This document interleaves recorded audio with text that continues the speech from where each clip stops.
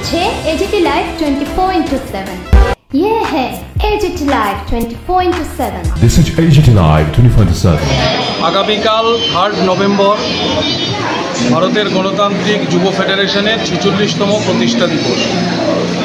এই প্রতিষ্ঠা দিবসকে কেন্দ্র করে সারা রাজ্যব্যাপী ডিওয়াইএফআইয়ের প্রতিটি বিভাগীয় কমিটির উদ্যোগে নানান ধরনের কর্মসূচি গ্রহণ করা হয়েছে এবং আপনারা সকলেই জানেন যে রাজ্য কেন্দ্রে গতকাল থেকে আমরা 3 দিনের বই উৎসবের সূচনা করেছি।